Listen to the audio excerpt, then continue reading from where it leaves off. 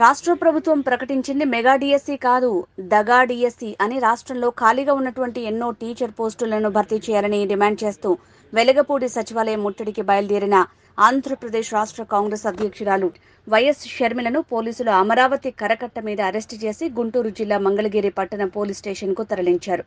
అనంతరం సిఆర్పిసి 151 ప్రకారం నోటీసులు అందజేసి ఆమెను విడుదల చేశారు. వైఎస్ షర్మిల మీడియాతో మాట్లాడుతూ రాజశేఖర రెడ్డి వారసులు అని చెప్పుకుంటున్న వారు ప్రజాస్వామ్యబద్ధంగా ఉద్యమాలు చేస్తున్నటువంటి వారిని గాయపరచటం, లోపల వేయటమే ఎజెండాగా పెట్టుకున్నారు.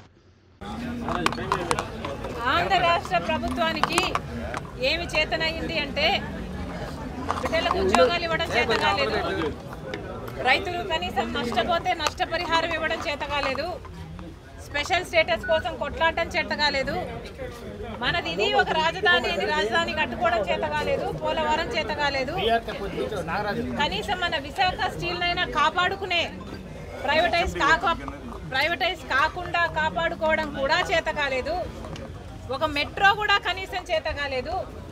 ఈరోజు ఏం చేతనయ్యింది అంటే జర్నలిస్టులను కొట్టడము, ప్రతిపక్షాలు పోరాటం చేస్తే ప్రజల పక్షాన మాట్లాడితే వాళ్ళని అతి దారుణంగా అవమానించి ఇదిగోండి గాయపరిచి మరీ పోలీస్ స్టేషన్లలో కూర్చోబెట్టడం, ఇదే చేతనైంది సర్కార్కి.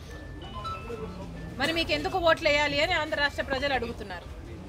నమ్మించి వంచన చేయడం కాదా ఇది అని అడుగుతున్నాం.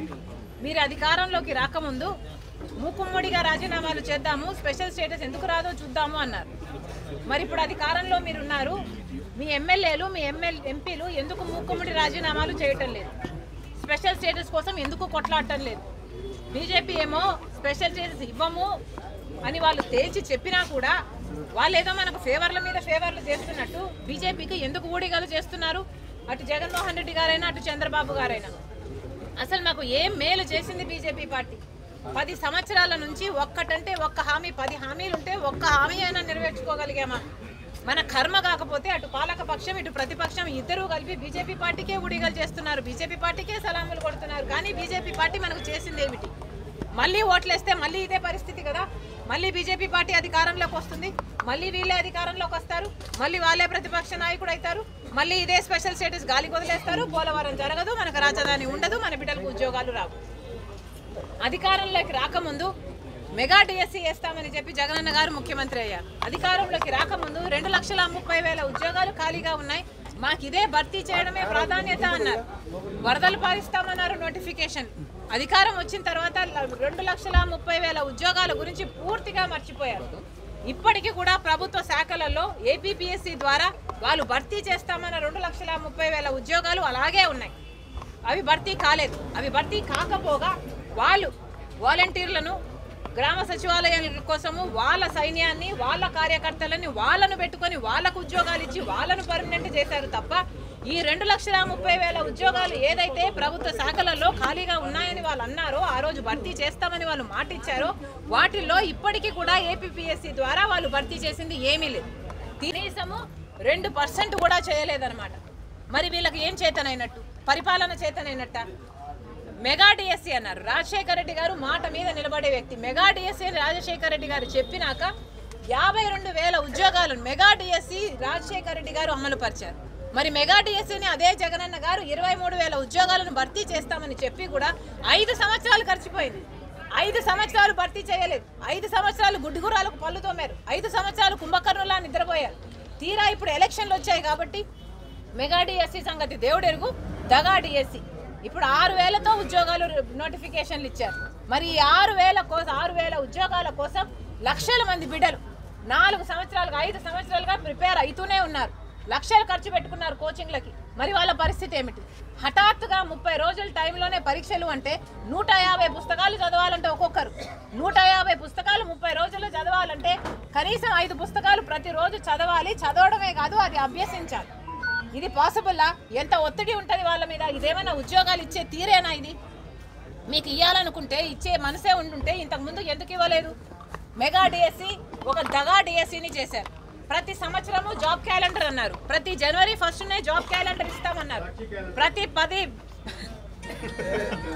సాక్షి క్యాలెండర్ ఇవ్వడం తప్పితే జాబ్ క్యాలెండర్ కదా దేవుడేరు. ఎక్కడొచ్చిందండి జాబ్ క్యాలెండరు? 10వ తరగతి ఇంటర్కు ఎట్లయితే పరీక్షలు పెడతారో జాబ్ క్యాలెండర్లో మేము ముందే అనౌన్స్ చేస్తాము, అదే డేట్స్లలో పరీక్షలు పెడతాము, భర్తీలు చేస్తామని ఎన్ని కబుర్లు చెప్పారు. అన్ని నీటి మీద రాతలైపోయాయి. మాట తప్పము మడమ తిప్పమని చెప్పిన వాళ్ళంతా ఇచ్చిన ప్రతి మాటను మడత పెట్టారు. అధికారం మాత్రం అనుభవిస్తున్నారు. వాళ్ళేమో ముఖ్యమంత్రులు అయ్యారు, మంత్రులు అయ్యారు, కానీ బిడ్డలకు మాత్రం, చదువుకున్న బిడ్డలకు మాత్రం ఉద్యోగాలు లేవు. వాళ్ళేమో 10,000కు 12,000కు మన బిడ్డలు రోడ్ల మీద పని చేసుకుంటున్నారు. అడిగే నాదుడు ఎవరైనా ఉన్నారంటే ఎవరూ లేరు మన రాష్ట్రంలో. ఒక కాంగ్రెస్ పార్టీ ఈరోజు కొట్లాడుతుంటే మమ్మల్ని కూడా గాయపరిచి మమ్మల్ని ఎత్తుకొచ్చి పోలీస్ స్టేషన్లలో పెడుతున్నారు. ఇక జర్నలిస్టులు అడిగితే వాళ్ళని చితక బాదుతున్నారు. ఇది ఎక్కడ న్యాయం అంటున్నా? ఇది ప్రజాస్వామ్యం అవునా కాదా? ప్రభుత్వం సమాధానం చెప్పాలి. పెద్ద మాటలు చెప్తారు కదా, పెద్ద మాటలు మేము ఎన్నో వాగ్దానాలు నిలబెట్టుకుంటున్నామని చెప్తున్నారు కదా, మరి ఏమైంది?